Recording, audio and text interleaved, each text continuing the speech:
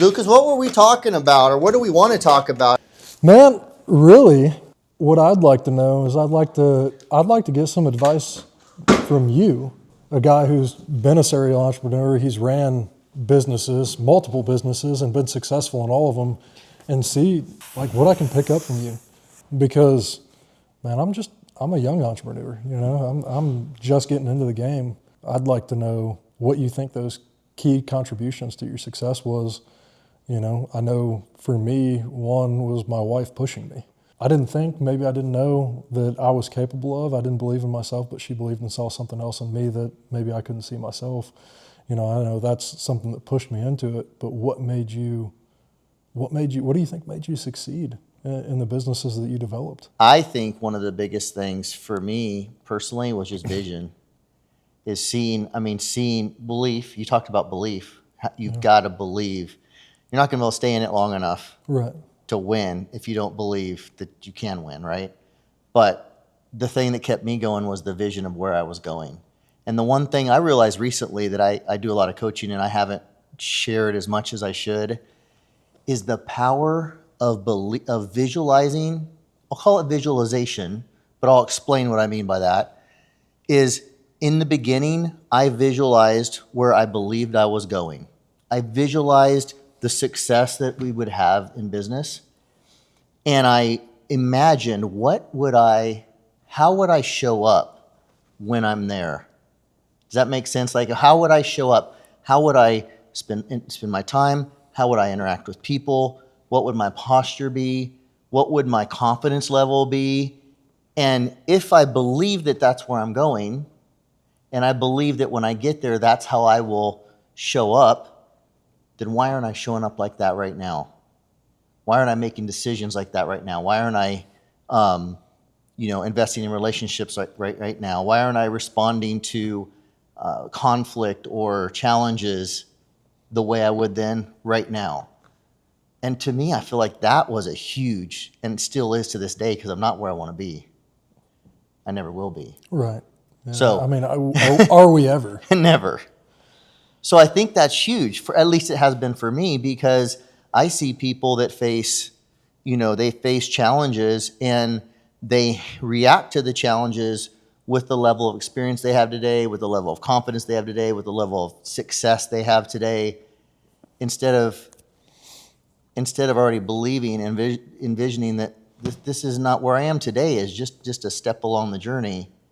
And I know I'm being very vague, because the application of it is different depending on the scenario, if that makes sense. Right. As you grow, it's less conflict that you have to be involved in and more conflict that the people underneath you can handle, until it actually gets to the point where, at the level that you're at, that you need to be involved. And the further you get into that, vision that you have of what I would believe would be my vision, is kind of the further you get away from dealing with those smaller conflicts that you may deal with when you're smaller. And the more you get to deal with the really big conflicts and almost get to the point where it's not even conflict anymore, it's lawsuit. Right. And that's the only thing you're handling. Right. And that's a pretty far away, thing to think about. But that's probably almost where you're even at today. You probably deal with maybe large employment conflicts or anything like that. And outside of that, you probably only deal with the legal related stuff, I would say. In the other investments that I have from previous businesses, yes. But in my day-to-day business, because it's so outside the box of traditional business, it's just so different. No. I mean, the business model that I'm in now is just, it's the opposite really of what most entrepreneurs' goals would be, to be what you just described, to be basically removed from the day-to-day. I'm in the day-to-day, which is the opposite. I mean, I've gone in reverse by choice, because I'm passionate about what I'm doing. Yeah. I think that's going to be the hardest thing about my growth, is I'm going to have a very hard time of letting go of like the field operations, because I love that side of it. Mm-hmm. There's just a certain piece to roofing. Like, I mean, take your house, for example. We're out here, we're on the lake. When I get the opportunity to work with a client like yourself, climb on a roof like this, at the end of my inspections, we have to upload all of our photos to a CRM so we could take it back, put it on an iPad, and perform a presentation. Now, what I do in that time is I typically go to the highest point of the roof in an area like this, and I'll sit up there and I'll just enjoy the creation of what God gave me. And I find so much peace in that, so much relaxation. It takes the stress and anxiety completely away. That's what made me fall in love with the business. That and the ability to help people receive something they may not have known that was available to them, right? So it's really like this business did something I never expected it to do. And that was bringing me closer to God through his creation. Wow. I love that. I mean, I never thought of myself to be a nature guy or anything like that. I'm still not. I'm not going to go hiking in the woods or anything like that. But I've never really been able to perceive the beauty of what he's given us until I got into this industry and I got to truly see it through what could be seen as his eyes. And that was from sitting on the highest point of roofs? The highest point of roofs and just taking seeing it in? creation. I mean, whether I'm out by a lake in the middle of nowhere on a lake house and, we're up on a cliff on this cabin. I still remember one way out near the Cookville, Crossville area. I don't know which one has a lake. I'm not. I moved to Tennessee in 2019, and I'm still not 100% familiar with all the lakes are, but I've never been on one of the lakes out here. I've always wanted to go. My friends have boats, but I've never been out, right? Okay, we got to change that. We do. You're close. You're close. My sales manager has a Centurion 23-footer. I mean, beautiful, incredible wake boat. Oh, yeah? And I've still never been out, right? Yeah. But I've been focused on my vision. Yep. But I still remember being out in this log cabin house, probably an hour and a half from where I live out in Lebanon now. And it's on the edge of almost like a cliff, like a shelf right on the edge of the water. And just being out there, and then I got to do Dave Ramsey's old house for the new owner that lives in it. And funny enough, his lake house is down the way too from here. But I remember being on that. That's on one of the highest peaks in Williamson County. And yeah, there's a lot of stuff that we created out there, the homes and the roads and everything like that, but it's everything in between that is beautiful. Just like in your relationship, you don't fall in love with everything right in front of you. You fall in love with everything in between that nobody gets to see. Right. I love that. That's awesome. Roofing brought you closer to God. Well, that and the people that were already there that drove me in that direction. And I talk about Robin all the time. And I tell him thank you constantly. I think he probably hears it from me several times a year. I Almost saw him every this time morning I talk at the to gym. him. I see him every day now. But he helped to train me when I started, and he was my trainer. He was I was his shadow, and I remember getting in the car every day with him when I was going through training, and he'd always have on worship music. It drove me insane. I was so far away, but at the same time working my way back in, because prayer is what led me to the opportunity. And then crazy enough, the way God works, prayer led to the opportunity, and then that opportunity led to people being in my circle that would slowly guide me back to having a relationship with them. I love that. So it's amazing. You never know when it's going to happen. You never know how God's going to work. But he works. And it's in wonderful ways. Yeah, absolutely. And, I go back to, talking about my story a little bit. Church giving us a home, me and my wife and my newborn daughter, back in 2020, because we're going to get evicted from our apartments, period. We weren't going to be able to afford rent. We were going to end up homeless. And they gave us a house. So the church gave us a house. That's the start of it all. And then a year later, we finally are back on our feet. We finally buy our first property, and our first property, we got very lucky right before the COVID, hit, I could call it. And the increases of prices were just starting. We bought a house for $247,000. Wow. 1,400 square foot, 4-bedroom, corner lot, in a really nice area. We made some good money on it, everything like that. But 6 months after moving into that house is when I injured my back. And couldn't work, wasn't making the income. My wife, she's been the breadwinner one time in her life, and it's when I couldn't get a job, and she supported me. And that was what led me to prayer, was getting kicked down again and not understanding why, and kind of going back to those roots that I was raised on that I fell away from. And yeah, it's crazy to think about today of how far away you can be, but he never stopped chasing you. Yeah. But that moment, back surgery, and the doctor's telling me right after I got out of surgery, like, you're lucky that you got in, and we got you in as quick as we did. Because if we would have waited any longer, it could have severed your sciatic nerve, and you could have been paralyzed. Wow. And from that point, I was roofing 6 weeks later. So talk about incredible movement. Talk about being blessed. I had no idea that I was deserving, but he thought I was. I still don't think I'm deserving, I don't think we ever do, but we try our best. We do our best to be. And for some reason, he has a plan for me that I don't understand, and that's okay. I'm just here to ride along with it. They say move like water, and I think that's the best thing that we can call faith. It's because we don't know the plan or where the water is going to flow, but we know even if we hit a rock, that water can work its way through it. Yep. How long ago was the injury? 2021. And kind of thinking too, I picked up something on what you said about the vision, and why are we not doing what we perceive our vision to be right now? If we think this is where we want to be, and we know this is where we're going to go, why are we not working that way already? Yep.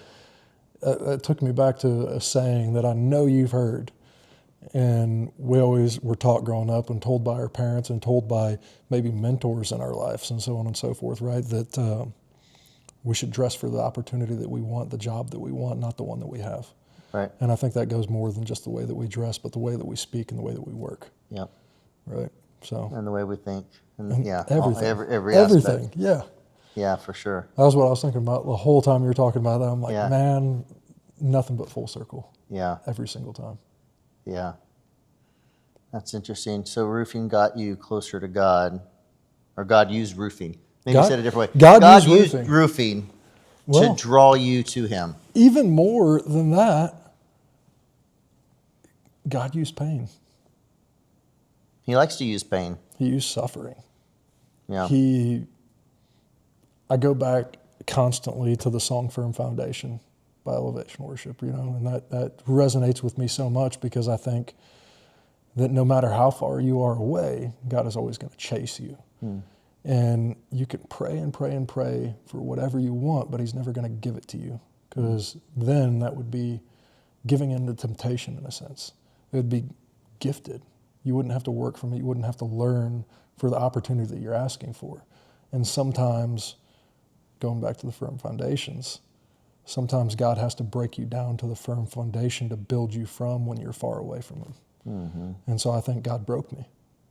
I think he took me away from the sinful life that I was living, not close to Him. And He said, okay, you're back now. You're praying. You're going to ask me for something. And Of already broke you down, but now you need to listen. This is the foundation I'm going to build you from. Yeah. That's how I've kind of seen those moments in my life. And instead of being fearful of them happening again, or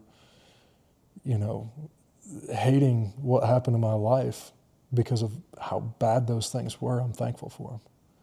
I love that. And with that, I now understand when everybody says, nothing is mine. And I tell everybody that now. They see the cars, they see the trucks, they see the business, they see the beautiful house, just like yours, right? Not quite this nice. Thank you. But I say, what He can give, He can take away. Right. And it was never yours to begin with. Absolutely. These are just moments of life that He's given you the opportunity to have, as long as you stay with Him. Right. And so And, I'm okay and, with that. and a steward for Him. I mean, even Yeah. like this home, I look at it, I'm like, you know what? It is a nice home. It's a very nice home. And we're very thankful for it. We love being on the lake and all that. But He's the one that gave it to us. He can take it away from us. And my prayer is a couple things on stuff. One, that we would use it for him. Like, we don't have this house just to enjoy for us. This house is his house. So what does he want us to do with it? And so we want to practice hospitality, and we want to have people over, and we want to use it however he wants us to use it. Filming conversations like this, Right. whatever. God, conversations. I mean, Yes. stewardship, Yes, just like you said. absolutely, 100%. And the other thing, my other prayer is that not only we would be good stewards of the gifts, talents, abilities, and possessions that he gives us, but also that we wouldn't love them. I mean, I literally wake up every morning. I get to have my devotion time right over there overlooking the lake. And almost without fail, 4 years later, I think we've been here 4 or 5, almost 5 years. I'm like, this is just surreal. Like, I dreamed when I was a kid of having some acreage and having a house. I didn't visualize a big house. I just visualized a house, but I visualized a pond because I love to fish ever since I was little. And I was like, if I could just have a pond, my own pond that I could control, I could put fish in it. I could stock that baby with bass. I could catch them every day, throw them back, let them get bigger. Like, I had this, dream as a kid. And now I've got a 96-mile long lake in my backyard. And I'm like, but my prayer is that, Lord, I don't want, this is amazing and I'm thankful, but I don't want to love this more than you. And I don't want to, I want to keep holding it with an open hand, because what if he's calling me to move, sell it, or I don't know, do whatever, Well, I he'll want to be only ready. ever give you what you can handle, right? Yeah. And what he's led you through and learned you through, right? Or taught you through, right? Yeah. So he gave you this as probably almost a test, right? This possession, this home, this ability to finally have the vision that you had as a child, right? He Right. put you in front of that window with your devotional to say, hey, you're never going to love this more than me as long as you stay focused on me, Yeah. right? And so it's almost constant. It's a constant test in every single day. Mm-hmm. And I think your prayers have a lot of grounding to them. And my gosh, I'm going to have to add those into mine. I love it. But going back to pain, I would say looking back now, have a whole different view on pain, because I think you said, what did you say? You said pain. You said God often, you said something like God will often use pain Or suffering. Or suffering. Or anything. for good or for growth, or I forget how you To said. get your attention. To get your attention. And yes, and that's what he's done in my life more than once. I wrote a whole book about it. Because life is hard. There's challenges and pain, but I can see in every single one now, in hindsight, it's a lot easier to see that God needed to get my attention. He needed to teach me something through it. And Nicole, my wife, and I talk about this to this day. Everybody's had pain, by the way. And I don't want to say there are people that have just had an easy life, because I don't even think that exists. But certainly there are people that have had apparently easier lives than others, right? And we talk about this not as a looking down our nose at somebody, but like we genuinely are at a point now where we feel sorry for somebody that has seemed to have an easy life. Why?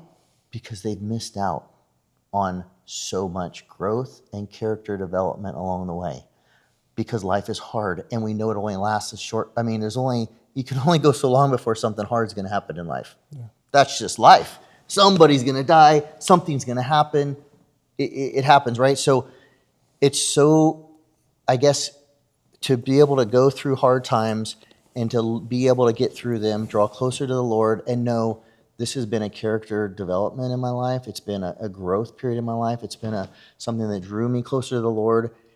Then when I walk, and it equipped me now to better minister to somebody else, maybe encourage someone else who also had a child with gets a child diagnosed with cancer, or also has a sibling take their life, or also whatever, fill in the blank of we've never been through a divorce, happily married 33 years, but maybe someone who's been through a divorce can say, well, now I'm better equipped to minister to somebody who goes through a divorce, or whatever similar pain is, right?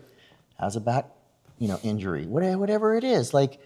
So now when we face trials, it's like, or challenges, or whatever you want to call them, hardships, it's like, I don't look forward to them. I don't wish for them. But when they come, I'm viewing them as, this is something, we've been through it before. We know God is with us through it. We know something good's going to come out of it, and we can walk through it just with a lot more confidence, I guess. It's almost you changed from fearing it or having anxiety over it to welcoming it. Yeah. You know, and it's crazy to say because you don't wish for it. You don't look forward to the next time. But when it comes now, instead of saying, "Oh gosh," you say, "All right, come on, Yeah. welcome in." Yeah. And you said roofing God used to bring you closer to the Lord, and it was hard times that God used, kind of a backwards way of saying it, maybe, or a different way back talking about our careers, but it was hard times that God used to get my attention from continuing to go down an entrepreneurial path I was going down, to get me to reevaluate and go, what am I doing? Why am I doing it? What is the end goal here? And to start evaluating, that is what caused me to change directions in my career, to take a totally 180-degree different career path that I have today. And so let me ask, let's say you came from like real estate development. Yes. Is that right? And it moved you into a business that was more focused on people. And speaking. Yes. So people coaching, people development, leadership development. you ever think God was saying, "Hey, I've developed this great business mind in you, but now because of what I've done with you, I need you to share me and everything I've given you with all these people." And that's why he's kind of like almost flip-flopped your entire career, because real estate development doesn't have to deal with a lot of conversations. It doesn't have to deal with a bunch of people or anything like that. But he's transferred your opportunity into something that I would perceive, I don't know, to be even greater than what the development company was, and put you in a place to impact so many more lives, which is, I'm wondering where the name came from at this point, because I just said it. Impact Nation. Yeah. Our team name is Impact Nation of our organization. Yeah. Because that's our mission, that's our purpose, that's our heart's desires to impact lives. And I didn't even mean to do that. Yeah. Just saying, I didn't even mean to do that, but it's what it is. It's what it is. And it's interesting you said that because so going back to corporate, when I had my corporation, I had 50 employees and a lot more subcontractors, right? Flipping 150 to 200 homes a year. Construction, yes. But 50 W-2, we stayed under 50, 49.5 W-2 employees. Peep the IRS now. Anyway, I had pretty much at that point, besides my couple of my partners, I had about 3 department heads I would communicate with. So I had really 5 people that I really had much interaction with on a weekly basis in the whole company. Now, we have a team of thousands.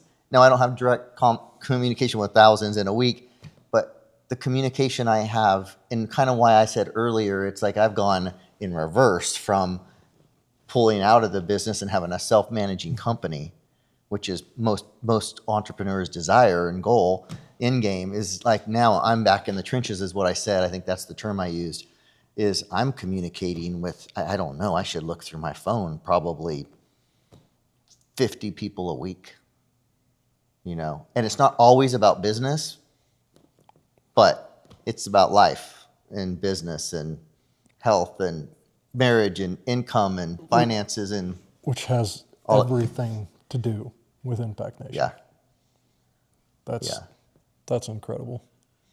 And it really just makes you wonder, it makes you think, like, what's next? Yeah. Because he knew what you needed before you knew you needed it.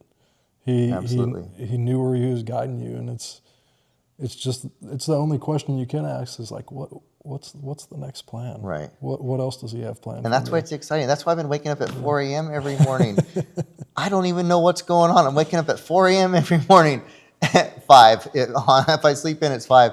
But it's 4 to 5, and I'm just waking up excited. And it is that just like, what's next? Like, where's this going? I have a pretty good idea of where I think it's going, but only the Lord knows where it's fully going, I'd love to hear your vision, though, for where you see yourself going.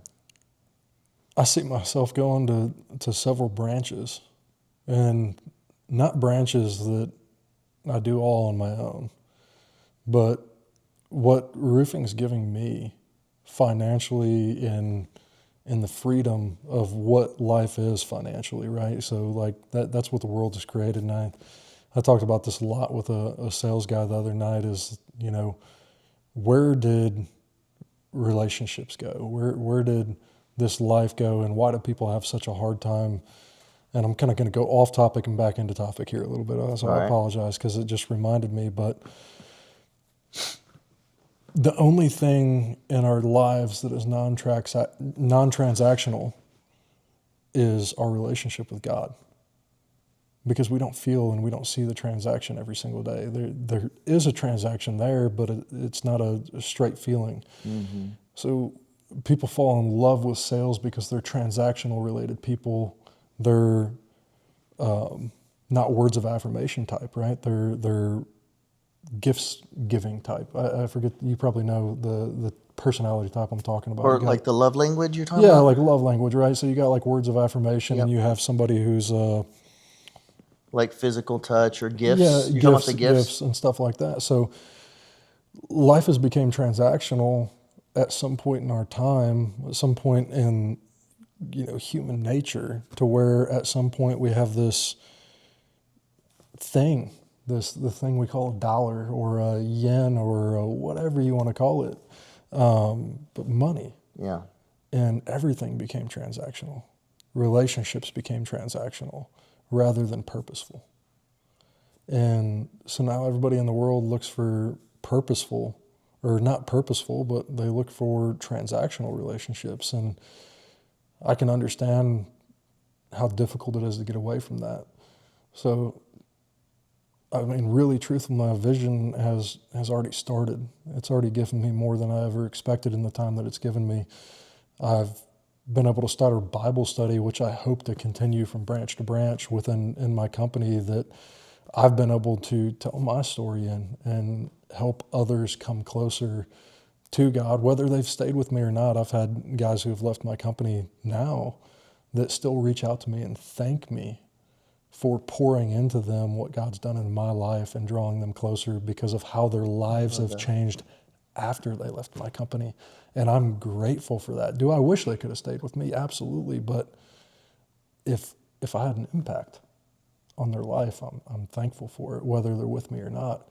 And the only thing that I can hope for is that I can get to that 10 branches in 10 years goal that I have. That's the goal. That I can do, I think I can do 120 million in 10 years across those 10 branches.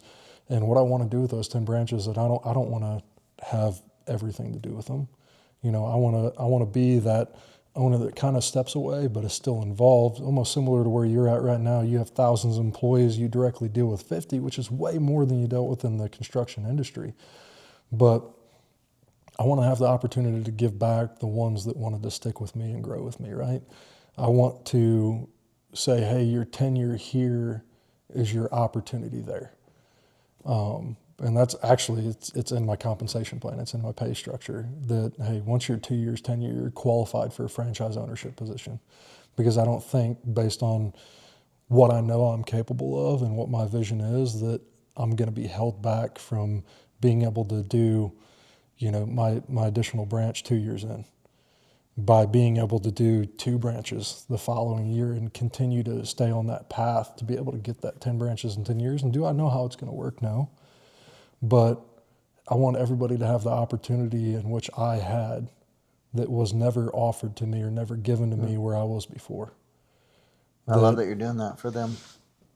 I think that if anybody's going to invest their time, that they need to have a return on it, and it doesn't need to be just monetarily for the performance that they're doing or the production that they're giving, but that the time that they're spent and they're giving away from their families. And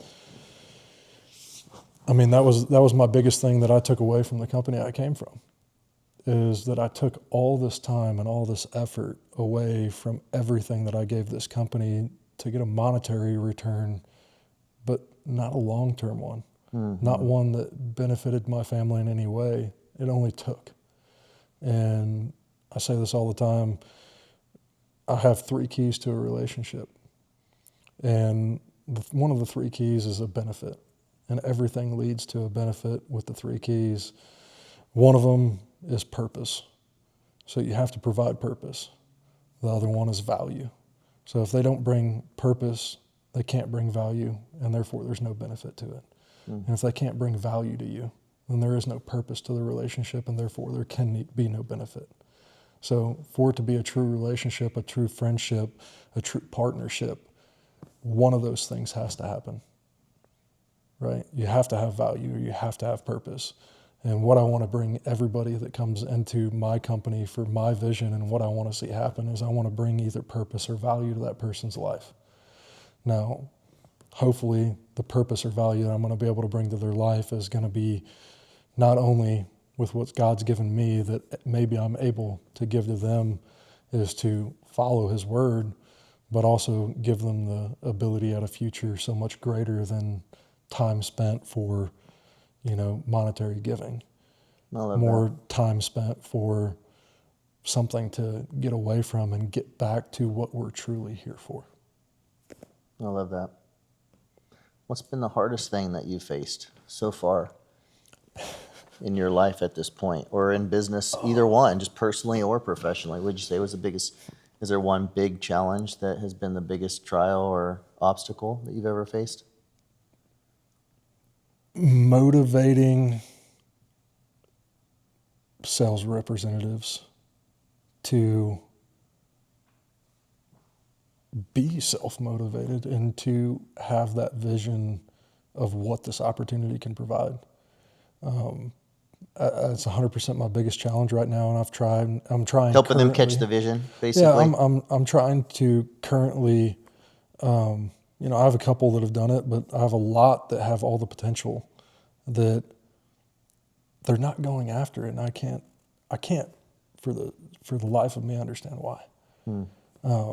There's a lot of complacency in commission-only sales. I'm sure you're familiar. Yeah.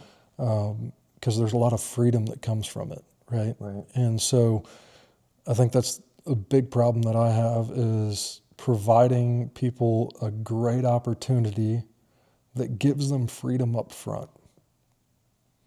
At least that's where I see the problem is this freedom up front because they're not tied to a 9 to 5. They're not tied to an 8 to 4. They're not tied to an hour lunch break.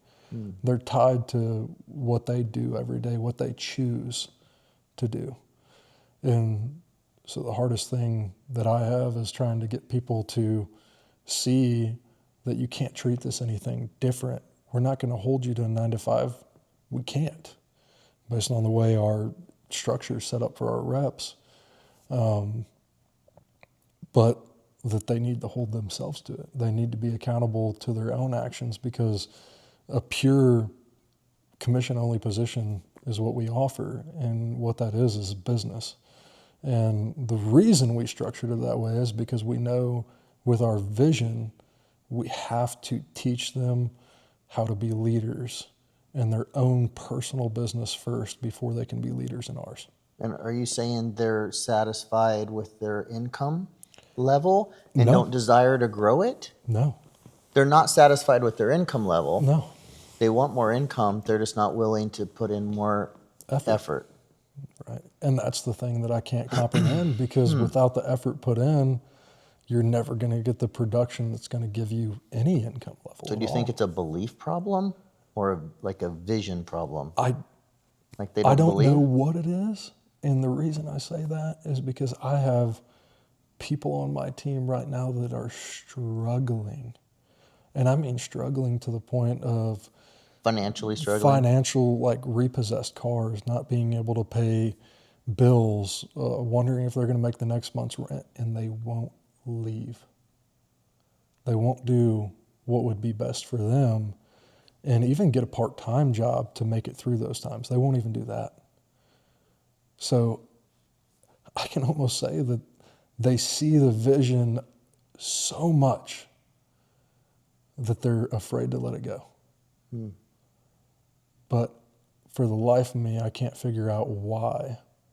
They can see the vision to a point that where they don't want to let go of this opportunity and that culture and being a part of it. So they won't help themselves while they're in it. I see a lot of that too. And I used to use terms like, we need to build this particular title that we've given, this certain level of income, let's say. We need to build these people. And then I've changed my terminology to say it's not a matter of it's not a matter of building them, it's a matter of finding them. Finding someone who's hungry. 3 things they've got to have. They got to be hungry, they got to be willing to do the work, and they got to be coachable. Like if you can find somebody who's hungry, willing, and coachable, that's what I teach people. That's the keys to success. Yeah. It doesn't matter what I'm sure it's the same with roofing. Like it doesn't matter what their knowledge level is of our product. It doesn't matter what their experience is. If they're hungry, willing, and coachable, the sky's the limit. I got that guy right now, man. I mean, I took my newest sales representative to a conference out in Vegas. It's the largest roofing conference in the U.S. And I put out a competition across the team, and I say, hey, I'm taking the top 2 guys, or if the team hits this metric, I'll take the entire team. And the team didn't hit the metric. The underperformers stayed underperformers. And one of the new guys, he saw that and he said, man, I'm going to get it. He outperformed every single sales representative on my team.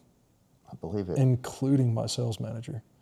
And he was salesman of the month, his 2nd month in the company. I love the stories like that. And he knows nothing.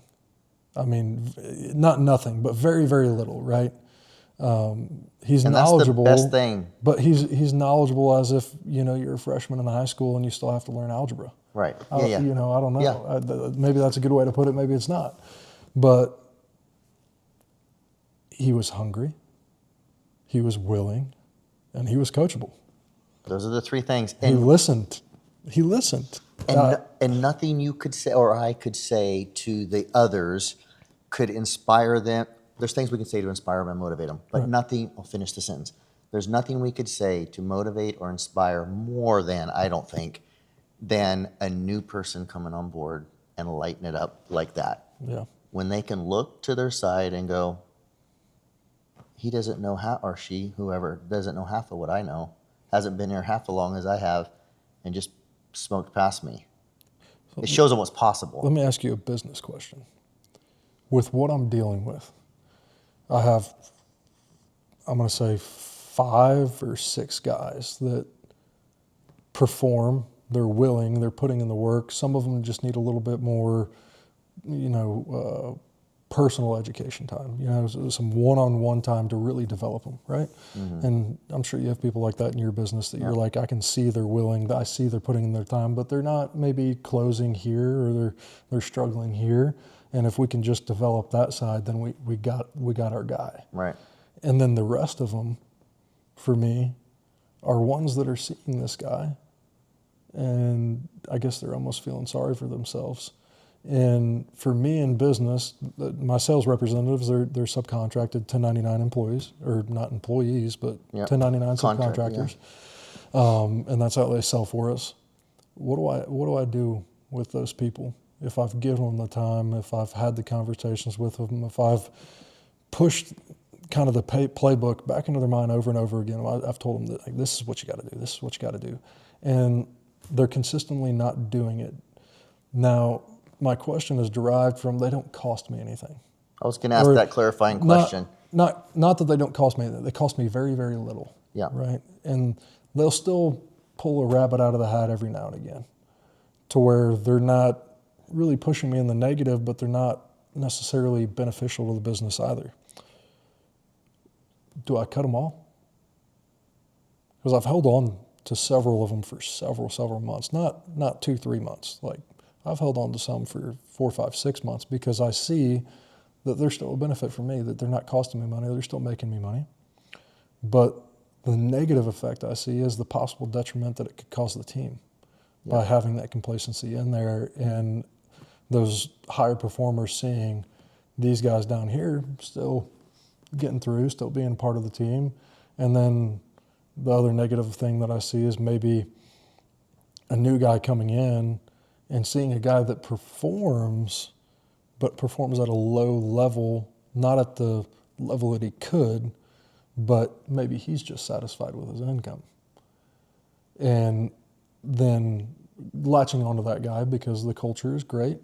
And I don't just say that, I have people tell me every day. Latching onto that guy and then operating like him, which is not what we want to duplicate. Right. So what do I do in that I have a lot of experience with this, actually. Do I just go ahead and cut those individuals? Do I, at this point, because I've held on to them for so long, do I sit down and just give performance reviews to every single one of them and say, if this doesn't change in this timeline, like that's it, you're absolutely gone? Or, do I do that, or I just go and cut them right now and say, hey, let's rebuild? So it's to me, it's a little multifaceted. It's not just cut and dry, or you probably would have already come to your own conclusion. Well, yeah, that's why I'm asking, right?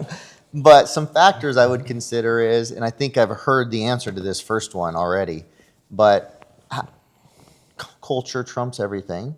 So are they a positive, aside from the work ethic, the integrity, the honesty, the camaraderie, I'm talking about that side of the culture. They're a positive. I mean, they're a positive to be around. They're not negative. Yeah. But now the culture of productivity, obviously they're not adding to that. But you just said they're not costing you anything monetarily other than potentially a drain on others or drag on others, right? Right, and possibly, like the way our business works, it could be a drain for 2 months, and then the third month something happens and back in the positive. Right, exactly. So, I mean, my short answer is assuming that they're a good cultural fit, which I think they are, or you probably wouldn't have them around still. Right, no, I love everybody that works for me. Yep. They're not costing you anything. I think personally what you do, or what I've done, I should say, is I start separating into two groups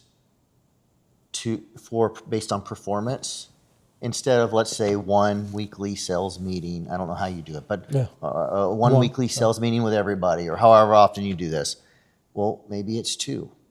Maybe it's the high performers and everybody else, the elite team and everybody else. Does that make sense? Yeah. And so my question, follow up to that really quick, is me and my sales manager perform our sales meetings together right now. We do one a week. We do it on Mondays. When I make that separation, is it both still in me and my sales manager separating like those up together, doing both of those meetings together with the individuals that are on the low end and the individuals that are on the high end? Or do I say, hey, not to drag down my sales manager, I'm going to put him with the high performers. And hey, this is your, this is your party over here. You're handling this. And then I'm going to have a different sales meeting later in the week for the low performers to where I'm the ones addressing them. Almost like, hey, you're not listening to your teacher, you got to see the principal. I think that could be great. I think that could be really because good. The last thing that I want to do is, like you said, is not be a performance or production related drag. Right. I don't want that to have any effect on my sales manager that's working within the company and also performing at a high standard. So do I separate him from that, or do I put him on that and make it, the adverse? Like, hey, let him lead the principal's coming to see you instead of, Yeah. Because there's two ways to look at it, right? Your principal's coming to see you to give you, a pat on the back and say, man, you're valedictorian, you're incredible, you guys are amazing. Or you have the adverse, you're going to see the principal because you're doing some dumb crap and you got in trouble. Which way do you reflect that? Is it the detention teacher and the valedictorian principal, or is it the, hey, I got in trouble with my teacher, I got to go see the principal? Yeah. How would you direct that? I don't think there's a right or a wrong way, but I personally like the idea. You gotta keep the morale of your sales manager high. Yeah. And so for that reason, would trump all the others, I would want him leading the team that's actually doing the work. So that makes sense. Yeah. And then you're taking the others and you're coming alongside and you're saying, hey, I want to see you at this level. And you could even, set some parameters where, and if we don't, by this time, there's some cause and effect, maybe. Maybe you do, maybe you don't. It just gives you the ability to separate and talk differently to this group versus that group. And help, like you I said, love that. someone be drugged down. That's what I had to do. I mean, I was leading. Mine's virtual, so mine's different. Yeah. Mine's virtual. Very few local. I mean, we have local, but most of our stuff's through Zoom, so that we can bring everybody nationwide together. Weekly meetings, that sort of thing. And then we would break into more like a dozen small groups. We call them success teams, or now I call it a six-figure mastermind, but success teams. And we'd meet weekly. And this is where we're tracking activity, the KPIs were and accountability. Everybody's producing theirs every week, showing everybody, we're talking about it. And in that kind of an environment, which I think maybe is more of your sales meeting environment, it can pull someone who's highly motivated. I mean, you see the energy of the group kind of just get pulled down by people that it's gonna seek. People are gonna think they're out. You bring a new guy on, and he's just tearing it up, and he looks around and goes, everybody's like half a mile behind me, man. I must be running too fast. Yeah. If nothing else, subconsciously. So- So you have to kind of separate that a little bit. Perception is reality, and vision creates a purpose. So, with that being said, for those reps that are the underperformers that you're separating from this high performing team in this meeting, how do you get them to want to be a part of that meeting when the team all has communication together separate from those meetings? They're still able to communicate, they're still able to work together, perform together outside of that. How do you get these people that are having to be in this meeting to want to be in that meeting? How do you separate it to that aspect? Do you say, hey, you're not allowed to be a part of this group chat over here. You can only be a part of this low performer group chat. We do have a separate chat for those people too. Okay. So you separate the chats, you separate the meetings. Not everything. We have the community chat, let's call it. How do you enforce that the community chat doesn't get taken over by those that are underperforming that want to be in that community? Well, we have the greater community chat, and then we have the higher performer community or chat. Yeah. Okay. So what I'm saying is, essentially for me, since I'm a singular branch right now, I'm not going to have this greater community chat. I'm going to have basically a company-wide chat. Yep. And, maybe And then your I'm picking that off maybe, And then your A-team chat. Maybe I put my assistant in the community chat. I put my production manager in the community chat, production supervisor in the community chat, my accountant in the community chat, so on and so forth, to where everybody is all the time like, this is the full community of what provision is. And then just two directed sales chats, high performer chat and low performer chat. Yep. Something like that could work. The monkeys and the And gorillas. another thing we learned, and again, I don't know how much can apply to your business, is we do it in 90 days. So we're doing this group for 90 days, and then we reevaluate. Okay? And then somebody's invited in for another, I don't know how much fluctuation you have in performance, so 90 days may be too short. But I guess if you had a clear metric, I guess maybe in your case you're going to have a clear bar of this much quarterly sales, or I don't know if you want to do monthly. We do monthly performance. Okay. That's how compensation's distributed, right? So we have a month-to-month compensation plan. And so, hey, if you're under $85,000 like in March or February, February, if you're under $85,000 in February, then you don't hit the minimum standard, which means you don't get a 15-50-50 profit split. You fall below to a 20-50-50, which is below industry average. Industry average is a 15-50-50. And then once you hit $150,000 a month, which is $1.8 million a year, you're getting into I'm an above average performer, but I'm not a top performer in the industry. And that monthly standard is a 10-50-50. So it's an above average pay plan, right? It's above average compensation. Right. And then you get to the top performers. The top performers are producing over $2.5 million a year. So at the top level, we have a straight 50-50 profit split with no overhead held. And that is for retainment of high performers, high producers, and saying, hey, we're going to give you everything we can give you, but only if you're a top performer. And if you're a top performer, this is what you deserve, which is nothing Like, this industry doesn't really offer that anywhere else. I know of 3 other companies across several states where I know other roofers that even have the opportunity at that level. So it's a very scarce compensation plan, very scarce structure. And how many people do you have hitting that? 2. And how often? How many months out of a year would you say? 6 to 8. 6 to 8. I had one guy first year last year in this industry hit it, I think, 4 or 5 months in his first year.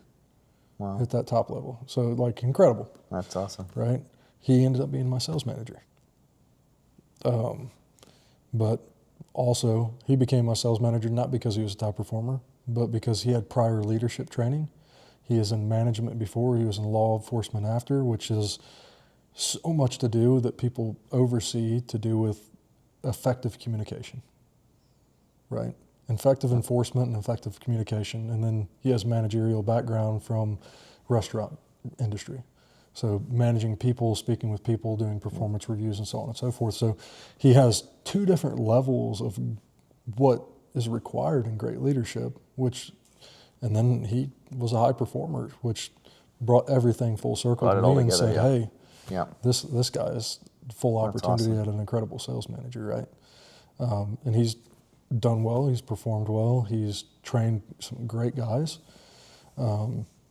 But, we're at the level right now with the amount of, sales reps that we have that he needs somebody to step in and be a manager of a team as well and kind of separate teams, because really one manager should only ever be over, I say in our industry, about 4 to 6 individuals. So, and I say that because I managed 23 on my own. And I know how much that took away from me. Yeah. And shoot, Robin can tell you how much that took away from me because he saw it firsthand. Yeah. But I don't want anybody else to feel that effect as well, But I also need the team to perform at a level in which I can afford to put somebody in that position right now. And that's, where this whole conversation derives from, is the growth, the future, the vision of where we want to be and the issues that we're dealing with right now. So you asked an incredible question, because it's funny that came up. Yeah. Because I've been talking about it for the last week with my sales manager and trying to figure out what we're going to do. Good. Hopefully that conversation was helpful. I think it was. Did I tell you I was a police officer in the past? Yeah. I told you that. Yeah, you did. Yeah. Yeah. Wow. Well, we did go way over It's all right. a lot of time, but It's okay. It's Nicole will been- forgive me. She's fine. it's been an incredible conversation so far. Yeah. So, Allan, thank you for your time today, man. Thank you for having me over, inviting me into your home, allowing us to sit here and film and have incredible conversations about business and God and how it's impacted our lives. Yeah. It's been my pleasure. Thank you for taking time to come over here and have a conversation with me. Well, I'll sit on that taking time fact because for those of you that don't know, we're 45 minutes over the allotted time that he gave me to do this. And he sacrificed that for this conversation for you all to hear. Hey, it's been my pleasure. Thank you. Thanks. Appreciate you, man. Thank you, Allan.